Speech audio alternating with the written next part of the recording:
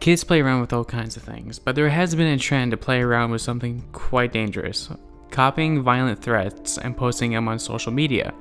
Children are saying they're going to shoot up their school or blow up someone they don't like. Threats like these have been made in Montana, Ohio, Wisconsin, South Carolina, Texas, and of course here in Florida. Most of the copycats are minors. And the most disturbing thing we discovered was, in Florida, these violent threats by minors can be legal through a loophole in the law. Recently, Rick Scott signed the school safety bill. The NRA has filed a lawsuit against the bill over its new gun regulations. What they may or may not know is that there's more to the 100-page bill than the age restrictions to purchasing guns.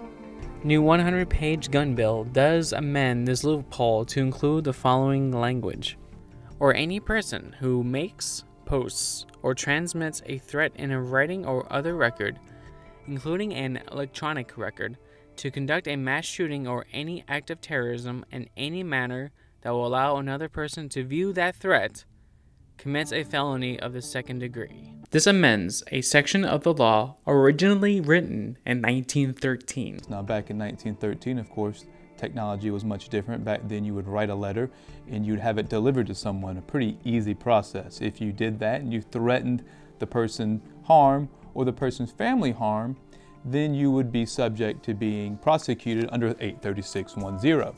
And the interesting thing about 836.10 is that it does cover electronic communications. In 2010, the statute was amended, and that's when we added the electronic communications. So you'd think that, well, social media posts may be covered under this. The amendment did not alter or update this important phrase.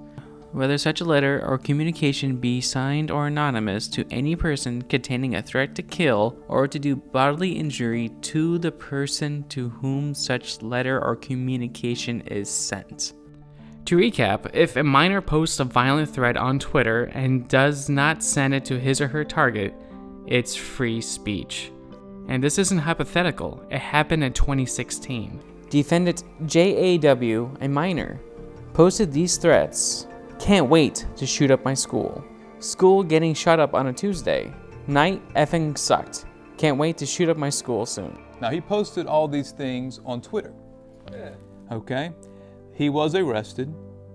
He was prosecuted successfully. The state successfully prosecuted him at some point. That's why this case exists. His defense attorney appealed that decision to the district court. And for that circuit, it's the 2nd District Court. The 2nd District took a look at the statute and had to reverse what they call in juvenile court, the adjudication of delinquency.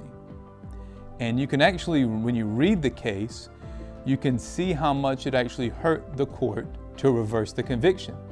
Because clearly the statements he made are dangerous, and what some would view as unlawfully dangerous.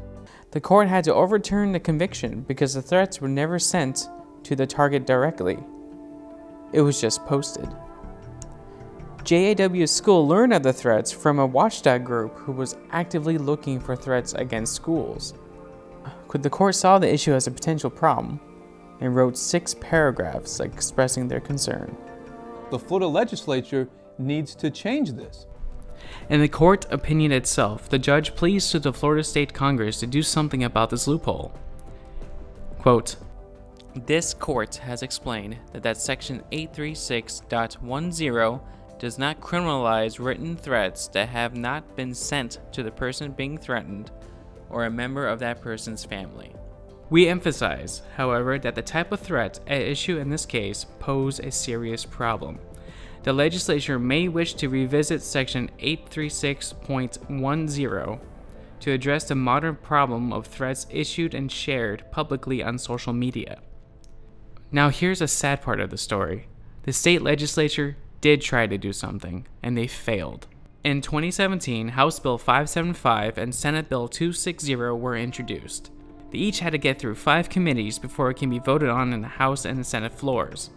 Each committee unanimously approved the bills until the very last committee, where time simply ran out. The session was over, and everyone went home. The 2 bills were never brought up again in the 2018 session. The final committee that needed to approve this legislation before it could be voted on was the Rules Committee, chaired by Lee County's very own Lizbeth Benequisto.